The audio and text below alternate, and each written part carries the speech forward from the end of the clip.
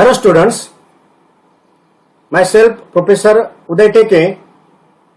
आज के लेक्चर में हम हमारा paper advance cost accounting and cost system, उस पेपर का जो चैप्टर नंबर 4 है, उस चैप्टर नंबर 4 का एक topic that is transfer pricing, इस पर डिस्कशन करेंगे।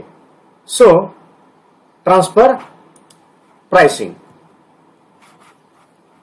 Meaning and definition of transfer pricing. तो ट्रांसफर प्राइसिंग का मीनिंग क्या है, उसकी डेफिनेशन क्या है, इसके बारे में पहले हम डिस्कशन करेंगे।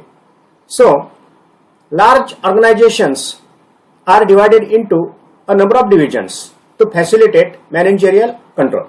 सो अगर हम लार्ज ऑर्गेनाइजेशन को सामने रखें तो for the purpose of managerial control, ये लार्ज ऑर्गेनाइजेशंस क्या करती है, खुद को डिवाइड करती है इन नंबर ऑफ डिविजन्स, यानी कि नंबर ऑफ डिविजन्स में for purpose of managerial control ये लार्ज ऑर्गेनाइजेशन क्या होती है, खुद को डिवाइड करती है, यानी कि डिवाइडेशन होता है। The problem of transfer pricing arises when one division of the organization transfers its output to another division as an input. So, ये ट्रांसफर प्राइसिंग का जो प्रॉब्लम है कब अराइज होता है, जनरली उस लार्ज ऑर्गेनाइजेशन का एक सेक्शन यानी कि वन डिवीजन क्या करता है, ट्रांसफर ऑफ इट्स आउटपुट, यानी कि उस ऑर्गेनाइजेशन का एक सेक्शन, एक डिवीजन अगर उसका आउटपुट दूसरे डिवीजन को, दूसरे सेक्शन को अगर ट्रांसफर करता है एज अ इनपुट, यानी कि दूसरे डिवीजन का वो क्या होता है, इनपुट होता है, तब ये ट्रांसफर प्राइसिंग का क्या होता है, एक प्रॉब्लम क्रिएट होता है। सो ये ट्रांसफर प्राइसिंग फिर क्या है, transfer price is the price one segment that is sub unit, department, divisions etcetera of an organisation charges for a product और service supplied to another segment of the same organisation. So ये transfer price क्या है, generally एक price है जो कि जो one segment है, यानी कि one section, one department, one unit, one division, अगर ऑर्गेनाइजेशन प्रोडक्ट किसी दूसरे डिवीजन को ट्रांसफर करता है तो क्या करता है, वो जो ट्रांसफर करने वाला सेगमेंट है, डिपार्टमेंट है, क्या करता है, चार्ज करता है, एक पेमेंट, एक अमाउंट क्या करता है, ट्रांसफर के लिए चार्ज करता है। वो क्या ट्रांसफर होता है, प्रोडक्ट या सर्विस किसी दूसरे डिपार्टमेंट को, जनरली उसको क्या कहते हैं, ट्रांसफर प्राइस कहते हैं। सो ये क्या है, ट्रांसफर प्राइस, एक प्राइस चार्ज की जाती है। ये प्राइस कौन चार्ज करता है, उसी ऑर्गेनाइजेशन का वन सेगमेंट, सब यूनिट, डिपार्टमेंट, डिवीजन, जो कि अनदर सेगमेंट को क्या करता है, प्रोडक्ट और सर्विस सप्लाई करता है। उस सप्लाई के लिए एक जो प्राइस, जो सेगमेंट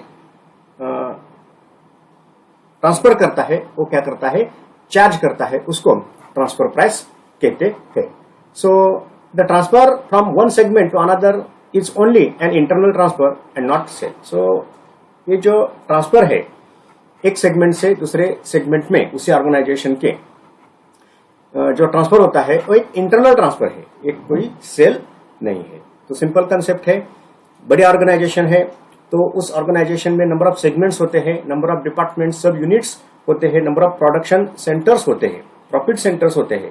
तो वो अगर एक सेगमेंट दूसरे सेगमेंट को कुछ प्रोडक्ट या फिर सर्विस ट्रांसफर करता है तो उस ट्रांसफर के लिए जो प्राइस चार्ज की जाती है उसको क्या कहते हैं, ट्रांसफर प्राइस कहते हैं। So transfer pricing is needed to monitor the flow of goods and services among the divisions of a company and to facilitate divisional performance measurement. So ये ट्रांसफर प्राइस क्यों,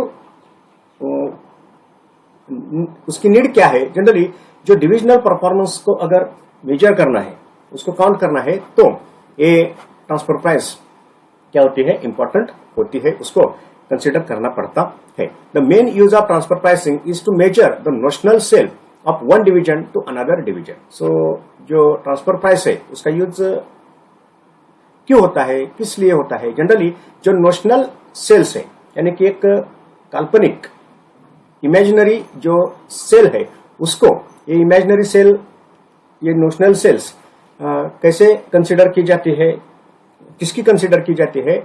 जो वन डिवीजन है to another division, यानी कि एक segment अगर दूसरे segment को सर्विस या फिर प्रोडक्ट ट्रांसफर करता है तो जनरली उसको काउंट करने के लिए मेजरिंग ऑफ नोशनल सेल। ये क्या है? एक नोशनल सेल है। एक डिपार्टमेंट दूसरे डिपार्टमेंट को क्या करता है? सेल करता है। ये एक्चुअल सेल नहीं, खाली क्या है? एक इंटर डिपार्टमेंटल ट्रांसफर है, ये एक्चुअल सेल नहीं। ओके, सो उसको हम क्या कहते हैं?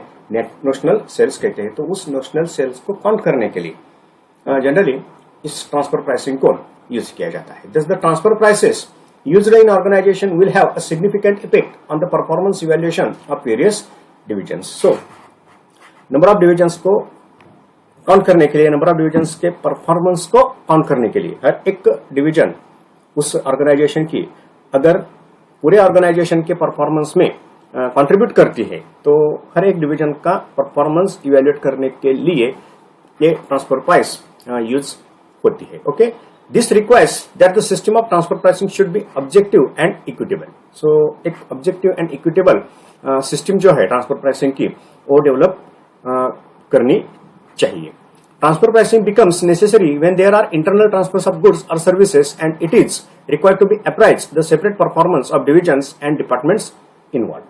ये हमने डिस्कस किया है कि जो डिविजनल या फिर डिपार्टमेंट्स का परफॉर्मेंस है सेपरेट, अगर उस परफॉर्मेंस को काउंट करना है तो ट्रांसफर प्राइसिंग क्या होती है? नेसेसरी होती है। Okay, so transfer pricing is the process of determining the price at which goods are transferred from one profit center to another profit center within the same company. एक definition है simple, क्या है? Transfer pricing is process. Transfer pricing क्या है? एक process है।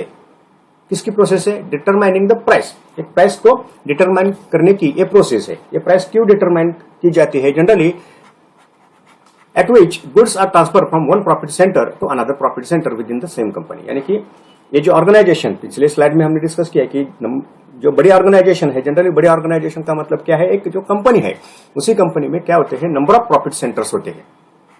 अगर ये नंबर ऑफ प्रॉफिट सेंटर यानी कि एक प्रॉफिट सेंटर अगर दूसरे प्रॉफिट सेंटर को गुड्स ट्रांसफर करता है तो जो गुड्स ट्रांसफर हुआ है उसकी प्राइस डिटरमाइन करने की ये ट्रांसफर प्राइसिंग क्या है? प्रोसेस है। Okay, if profit centres are to be used, transfer prices become necessary in order to determine the separate performance of both buying and selling profit center. यानी कि अगर profit centre की concept company में use की जाती है, generally जो division, जिस डिवीजन को अगर हम प्रॉफिट में कंट्रीब्यूट करने वाला डिवीजन है, सेक्शन है, अगर ऐसे हम डिफाइन करते हैं, यानी कि कंपनी अगर ये डिफाइन करती है तो जनरली ये क्या है? एक प्रॉफिट सेंटर होता है। यानी कि सिंपल उसमें सेल्स, उसका एक्सपेंसेस क्या किया जाता है? काउंट किया जाता है, और जो डिफरेंस है उसको हम क्या कहते हैं? प्रॉफिट कहते हैं। और किसी सेक्शन का अगर सेल्स यानी कि रेवेन्यू और उसकी कॉस्ट काउंट हो सकती है तो ऑटोमेटिकली ये क्या होता है? एक प्रॉफिट सेंटर होता है। सो अगर प्रॉफिट सेंटर की कंसेप्ट किसी कंपनी में यूज होती है तो वहां ट्रांसफर प्राइसिंग क्या है? नेसेसरी है। क्यों?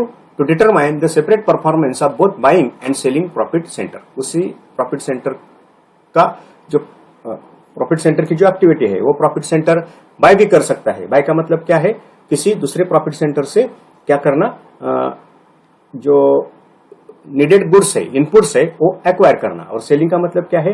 वही प्रॉफिट सेंटर दूसरे प्रॉफिट सेंटर को, उसी बिजनेस के प्रॉफिट सेंटर को अगर गुड्स ट्रांसफर करता है तो जनरली ये जो एक्टिविटी है वो क्या है? बाइंग एंड सेलिंग की एक्टिविटी है। तो उसका एक सेपरेट परफॉर्मेंस काउंट करने के लिए ये ट्रांसफर प्राइसेस क्या है? नेसेसरी है। ये transfer prices are set too high, the selling centre will favoured, whereas if set too low, the buying center will receive an unwarranted proportion of profit. So इसमें अगर ट्रांसफर प्राइस ज्यादा है, set too high, maximum अगर transfer price है तो क्या है? जो सेलिंग सेंटर है वो क्या होता है? ऑटोमेटिकली प्रॉफिट में फेवर होता है। whereas if set too low, अगर उसकी प्राइस, ट्रांसफर जो गुड्स या सर्विस की है उसकी प्राइस अगर कम चार्ज की जाती है, कम से कम अगर चार्ज की जाती है, automatically buying centre will receive an unwarranted proportion of the profit. यानी कि बाइंग सेंटर को ऑटोमेटिकली प्रॉफिट ज्यादा होता है, और यानी कि ये बाइंग सेंटर प्रॉफिट में क्या होता है, ज्यादा कंट्रीब्यूशन उसका है, ये उसे दिखाई देता है। तो इसको यहाँ बैलेंस करना पड़ता है। तो मेथड्स वगैरह क्या है उसके बारे में आगे जाकर हम डिस्कस करेंगे। So in a simple terms, the transfer pricing refers to the prices that related parties charge one another for goods and services passing between them. Okay, the most common application of transfer pricing rules is the determination of the correct price for the sale between subsidiaries of multinational corporation. So जो इसका एक common application यहाँ ये transfer pricing generally किस business में apply की जाती है, इस कंसेप्ट, ये कंसेप्ट को generally determining the correct prices for sales between subsidiaries of multinational corporation, यानी कि जो मल्टीनेशनल कॉर्पोरेशन है उनकी जो सब्सिडरीज होती है जनरली उन सब्सिडरीज को गुड्स सर्विस ट्रांसफर करने से रिलेटेड करने के लिए इस ट्रांसफर प्राइसिंग के रूल्स को क्या किया जाता है, फॉलो किया जाता है। यानी कि मल्टीनेशनल कंपनी के नंबर ऑफ सेक्शंस होते हैं, नंबर ऑफ डिविजन्स होते हैं, हर एक देश में, हर एक कंट्री में उनके क्या होते हैं, नंबर ऑफ कंपनीज होती है, सब्सिडरीज होती है। तो उन सब्सिडरीज को जो हेड ऑफिस है, यानी कि जो मेन कंपनी है, वो क्या करती है, गुड्स सर्विस ट्रांसफर करती है। तो उस ट्रांसफर ये जो ट्रांसफर होता है उसकी क्या प्राइस होनी चाहिए, इसके लिए ये ट्रांसफर प्राइसिंग के जो रूल्स है, जो टेक्निक्स है, मेथड्स है, उसको क्या किया जाता है, फॉलो किया जाता है। जनरली मल्टीनेशनल कॉर्पोरेशन में ये ट्रांसफर प्राइसिंग की कंसेप्ट को यूज किया जाता है। ओके, सो कुछ मेथड्स को हम डिस्कस करेंगे। अब ट्रांसफर प्राइसिंग, ये प्राइस कैसे डिटरमाइन की जाती है, since the product and services would be transferred within the company itself. Okay, the external market mechanism to set transfer price may not necessary apply. So जो external market mechanism है, यानी कि अगर हम product market में ले जाते हैं तब जो प्राइस सेट करते हैं, प्राइस चार्ज करते हैं, ये जो मैकेनिज्म है, ये मैकेनिज्म यहाँ फॉलो नहीं किया जाता। Okay, the method by which transfer prices are set is determined by management and can be any of the following 5 broad system. So जो मेथड है, कौन सी मेथड अप्लाई करनी है, इसको मैनेजमेंट को क्या करना पड़ता है, उस मेथड को कंफर्म करना पड़ता है, डिटरमाइन करना पड़ता है। एक कुछ मेथड्स है, उस मेथड्स में से एक या मल्टीपल अनेक मेथड्स मैनेजमेंट क्या कर सकती है, यूज कर सकती है। सो क्या है, मार्केट बेस्ड ट्रांसफर प्राइसेस है, मार्जिनल कॉस्ट ट्रांसफर प्राइसेस है, फुल कॉस्ट ट्रांसफर प्राइसेस है, cost plus markup transfer prices और निगोशिएटेड ट्रांसफर प्राइसेस। ये कुछ 5 मेथड्स यहाँ ट्रांसफर प्राइसिंग के लिए अवेलेबल है। तो हर एक मेथड को इन डिटेल हम डिस्कस करेंगे। So market based transfer prices क्या है ये method? When a external market exist for the item being transferred between the company's divisions, the transfer price is set equal to the market price. यानी कि जो goods service within organisation transfer होती है और उस goods service का अगर external market available है, external market exist for the item being transferred between the company's division, यानी कि कंपनी के डिवीजन में एक डिवीजन दूसरे डिवीजन को अगर गुड्स सर्विस ट्रांसफर करता है और उसी को उस प्रोडक्ट की, उस सर्विस के अगर एक्सटर्नल मार्केट एग्जिस्ट है, ओके, तो एक्सटर्नल मार्केट में जो प्राइस सेट है वही प्राइस यहाँ ट्रांसफर के लिए क्या की जाती है, चार्ज की जाती है। The transfer price is set equal to the market price, यानी कि उसकी जो मार्केट प्राइस है उस प्रोडक्ट की और उस सर्विस की, वो मार्केट प्राइस ही यहाँ क्या की जाती है, सेट की जाती है। ओके, सो ये मार्केट बेस्ड ट्रांसफर प्राइस है। सिंपल है, जो प्रोडक्ट, जो सर्विस इंटर डिपार्टमेंटल ट्रांसफर होता है उसको अगर मार्केट है, उसका अगर मार्केट है, उसकी प्राइस अवेलेबल है, तो वही प्राइस इंटर डिपार्टमेंट ट्रांसफर के लिए अप्लाई की जाती है, चार्ज की जाती है। So marginal cost transfer prices, the goods और services are transferred at the marginal cost of producing the item. Many a times marginal cost is approximated by short run variable cost. So इसमें जो marginal cost है, marginal cost के concept हमें मालूम है, generally जो variable cost है, जो डायरेक्ट मटेरियल की कॉस्ट है, डायरेक्ट लेबर की कॉस्ट है, जो ओवरहेड्स है, उसकी जो कॉस्ट है वो ट्रांसफर प्राइस के लिए क्या की जाती है, यूज की जाती है। The goods are services transferred at marginal cost of producing the item. So marginal cost की कंसेप्ट अगर क्लियर है तो ये ट्रांसफर प्राइस की कंसेप्ट भी क्लियर होती है। सिंपल है, many a times marginal cost is approximated. एक अप्रोक्सीमेटेड क्या है, जनरली एक कॉस्ट होती है। ये कॉस्ट किसकी होती है, शॉर्ट रन में जो वेरिएबल कॉस्ट है।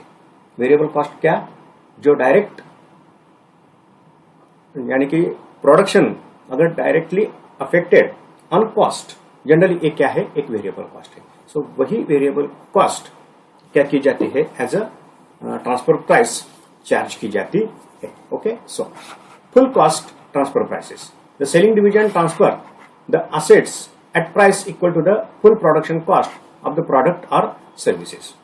To achieve full cost, many companies usually add markup percentage to the variable cost of the goods or product to ensure covering fixed cost committed to the production. So इसमें जो item या फिर जो service transfer की जाती है उसकी जो फुल कॉस्ट है, सेलिंग डिवीजन क्या करता है, transfer the asset at a price equal to the full production cost of the product और सर्विसेज। उसकी जो फुल प्रोडक्शन कॉस्ट है वो यहाँ क्या होती है, ट्रांसफर प्राइस होती है। To achieve full cost, so full cost को अचीव करने के लिए यानी कि फुल कॉस्ट काउंट करने के लिए क्या होता है, number of companies, many companies usually add markup percentage. जो मार्कअप परसेंटेज है यानी कि margin profit to the variable cost of the goods और product to ensure covering fixed cost committed to the production. यानी कि एक स्पेसिफिक अमाउंट मार्जिन या फिर प्रॉफिट की उस वेरिएबल कॉस्ट में क्या की जाती है, ऐड की जाती है। जनरली जो फिक्स्ड कॉस्ट है उस प्रोडक्शन से रिलेटेड वो कवर हो जाए, इतना क्या होता है, एक मार्कअप परसेंटेज होता है और वही क्या होती है, फुल कॉस्ट होती है और वो as a transfer price charge की जाती है। Okay, then cost plus a markup transfer price, the products और services are transfer at a price equal to cost plus a profit markup so that the supplying division will be able to show a profit on such transfer. एक simple method है यहाँ, क्या है, the product or services are transferred at price equal to, उसकी price क्या होती है, equal to cost plus यानी कि उसकी टोटल जो प्रोडक्शन की कॉस्ट है, okay, plus a profit markup so that the supplying division will be able to show a profit on such transfer. Simple है, कॉस्ट प्लस एक मार्कअप प्रॉफिट की amount add की जाती है और वही क्या होती है, ट्रांसफर प्राइस होती है, कि जिससे क्या होता है, supplying division will be able to show a profit on such transfer. So जो सप्लाइंग डिवीजन है वो शो कर सकता है, क्या शो कर सकता है, जनरली उस ट्रांसफर में प्रॉफिट कितना हुआ ये जनरली वो अपने रिकॉर्ड में शो कर सकता है। Okay, negotiated transfer prices. Managers of the supplying and receiving departments will negotiate the interdivisional transfer price between them, having regard of the market price and cost of the product or services. So एक negotiation होता है transfer division and receiving division. उसके जो managers है वो क्या होते हैं, एक मीटिंग करते हैं जनरली, और उस मीटिंग में एक निगोशिएशन होता है और उस निगोशिएशन से एक जो इंटर डिविजनल ट्रांसफर प्राइस है वो क्या होती है, फिक्स होती है। सो ये फिक्स कैसे की जाती है, generally having regard of market price and cost of the product और सर्विस, यानी कि उसकी मार्केट प्राइस और जो प्रोडक्शन की कॉस्ट है, कॉस्ट ऑफ द प्रोडक्ट और सर्विस, उसको सामने रखकर एक प्रॉफिट की फिगर कंसीडर करके ये निगोशिएटेड ट्रांसफर प्राइस जो है वो फिक्स की जाती है। तो ये कुछ 5 क्या है ट्रांसफर प्राइसिंग की मेथड्स है। सिंपल मेथड से मार्केट बेस में, मार्केट अगर अवेलेबल है उस प्रोडक्ट को तो उसकी मार्केट प्राइस कंसीडर की जाती है। सेकंड मेथड मार्जिनल कॉस्ट में क्या किया जाता है, उसकी जो मार्जिनल कॉस्ट है यानी कि वेरिएबल कॉस्ट, वही क्या होती है, ट्रांसफर प्राइस होती है। फुल कॉस्ट ट्रांसफर प्राइस में क्या किया जाता है, जनरली जो सेलिंग डिवीजन है वो क्या करता है, जो फुल कॉस्ट है प्रोडक्शन की वो कंसीडर की जाती है और वो फुल कॉस्ट क्या होती है, ट्रांसफर प्राइस होती है। यानी कि जनरली जो फिक्स कॉस्ट है वो कवर हो जाए, ये यहाँ क्या किया जाता है, ध्यान में लिया जाता है। जो चौथी मेथड है उसमें cost plus markup transfer price, यानी कि उसके टोटल प्रोडक्शन कॉस्ट उसमें कुछ मार्जिन की अमाउंट ऐड की जाती है और वही ट्रांसफर प्राइस होती है। और यहाँ नेगोशिएशन में रिसीविंग डिपार्टमेंट, ट्रांसफर डिपार्टमेंट के जो मैनेजर्स है वो एक मीटिंग करते हैं और क्या करते हैं, एक जो प्राइस है वो फिक्स करते हैं। ओके, सो इसके ऑब्जेक्टिव्स क्या है? गोल कॉन्ग्रुएंस। ओके, सो जो कॉमन गोल है बिजनेस का, नंबर ऑफ जो डिपार्टमेंट्स है उनके जो गोल्स है उनको क्या करना है, यहाँ कंबाइन करना है, उसको क्या कहते हैं, goal congruence. So the prices should be set so that the divisional management desire to maximize divisional earnings is consistent with objective of the company as a whole. Okay, the transfer prices should not encourage suboptimal decision making. The system should be so designed that decisions that improve business unit profits will also improve company's profit. यानी कि business के unit का profit एक profit centre है, as well as whole company का जो profit है, दोनों को यह क्या मिलना चाहिए, उसमें दोनों में इंप्रूवमेंट आनी चाहिए। यानी कि बिजनेस यूनिट जो है वो प्रॉफिट सेंटर है, उसका एक ऑब्जेक्टिव रहता है और पूरे बिजनेस का भी एक ऑब्जेक्टिव रहता है। तो उसमें एक कोऑर्डिनेशन, कॉन्ग्रुएंस को हम क्या कह सकते हैं, एक कोऑर्डिनेशन कह सकते हैं। तो जो गोल है हर एक सेक्शन का, उसमें कोऑर्डिनेशन लाने का काम ये ट्रांसफर प्राइसिंग से हो सकता है, होता है, एक ऑब्जेक्टिव है। देन जो परफॉर्मेंस अप्राइजल है, हर एक डिपार्टमेंट के परफॉर्मेंस को क्या करना चाहिए, उसको रैंक करना चाहिए, उसका मेजरमेंट होना चाहिए। तो इसके लिए ये ट्रांसफर प्राइसिंग क्या है, जरूरी होता है, एक ऑब्जेक्टिव है। The prices should enable reliable assessment to be made of divisional performance. The prices form part of information which should guide decision making, appraise managerial performance, evaluate the contribution made by the division to overall company profits, assess the worth of division as an economic unit.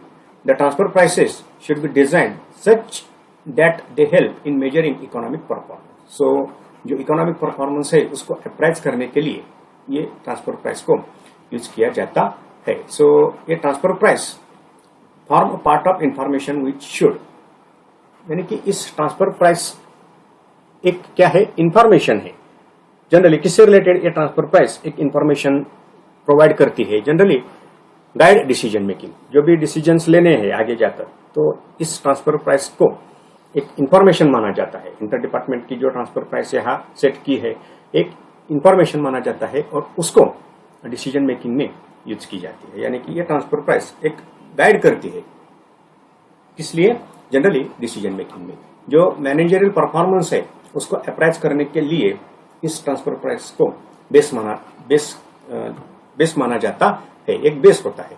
Evaluate the contribution made by the division to overall company profit, यानी कि overall company का profit है, उस company के profit में हर एक division का profit जो है उसका कंट्रीब्यूशन क्या है, इसके लिए ये ट्रांसफर प्राइस को यूज किया जाता है। Assess the worth of the division as an economic unit, यानी कि एक इकोनॉमिक यूनिट उस बिजनेस का एक यूनिट है, उसकी जो वर्थ है, क्या कंट्रीब्यूशन है, ये वैल्यूएबल है या नहीं, पर्टिकुलर सेगमेंट बिजनेस के एंगल से अगर देखें तो उसको असेस करने के लिए ये ट्रांसफर प्राइस यूज की जाती है। यानी कि ओवरऑल जो परफॉर्मेंस अप्राइजल है उसके लिए ये ट्रांसफर प्राइस क्या है, जरूरी है। ओके, देन डिविजनल ऑटोनॉमी, हर एक डिवीजन को अगर आपको फ्रीडम देना है तो फ्रीडम इस डिविजनल ऑटोनॉमी में क्या होता है, इन्वॉल्व होता है।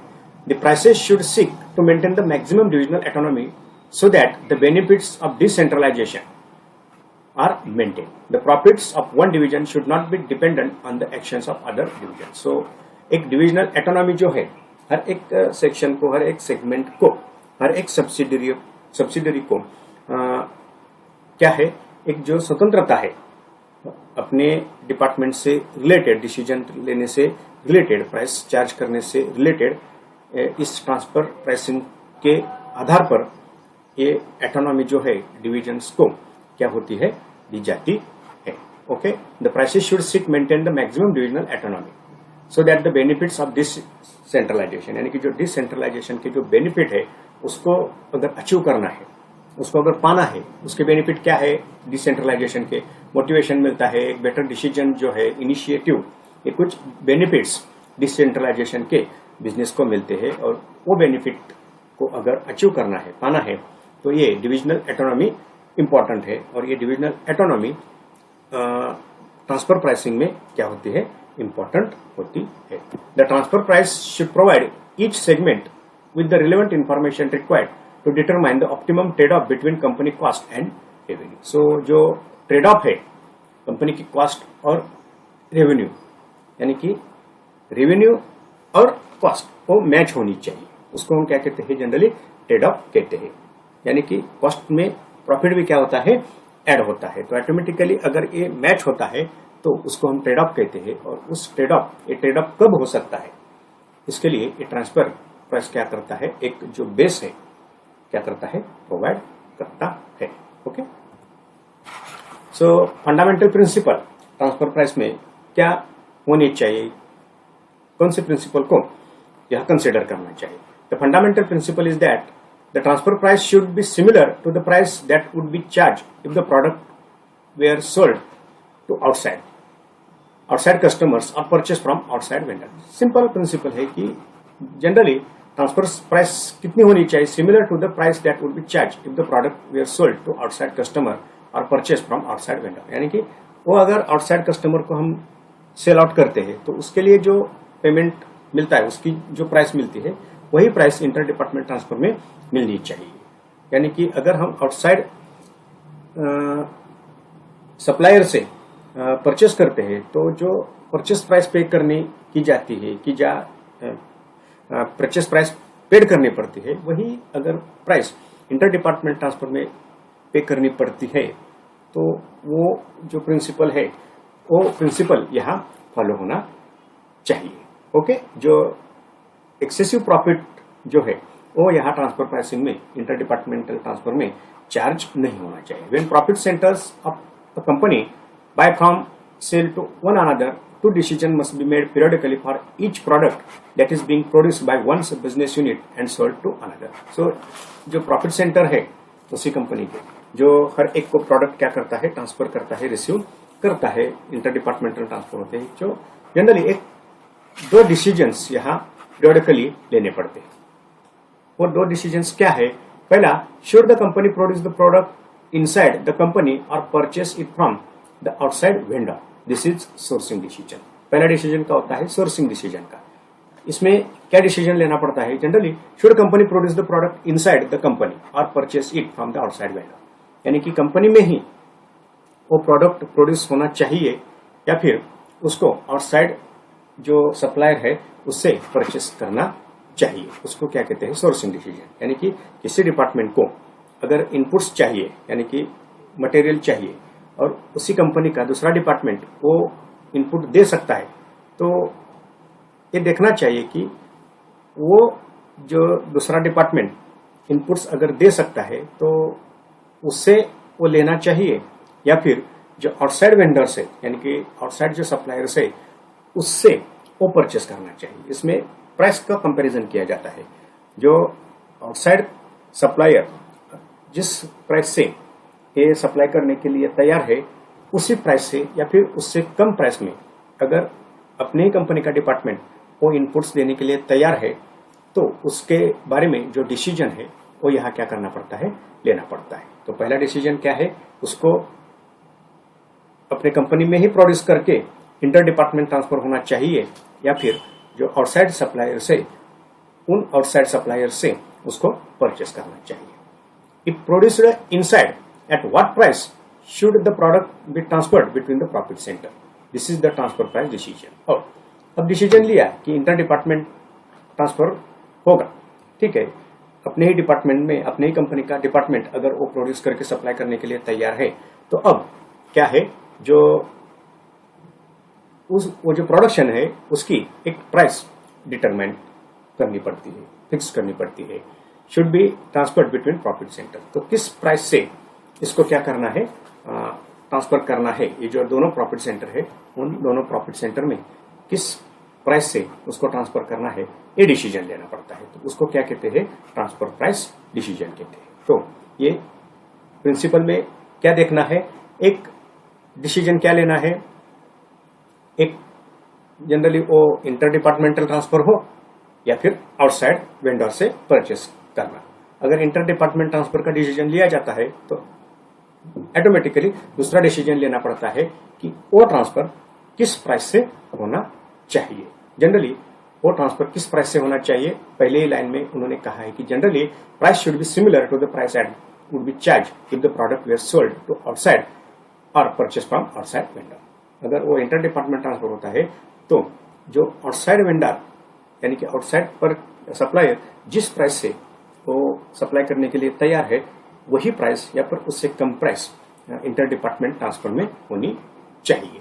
Transfer price system can range from the very simple to extremely complex depending on the nature of the business. So ये ट्रांसफर प्राइस की जो सिस्टम है एक क्या है, वेरी सिंपल भी है, अगर हम उसको अप्लाई करते हैं और फॉलो करते हैं तो वो वेरी सिंपल भी हम कर सकते हैं या फिर एक्सट्रीमली कॉम्प्लेक्स भी हो सकती है, यानी कि उसमें कॉम्प्लिकेशंस भी ज़्यादा हो सकते हैं। तो वेरी सिंपल प्रोसेस फॉलो करनी है या फिर कॉम्प्लेक्स प्रोसेस ट्रांसफर प्राइसिंग के लिए फॉलो करनी है, इसका जो डिसीजन है वो क्या है, मैनेजमेंट को लेना पड़ता है।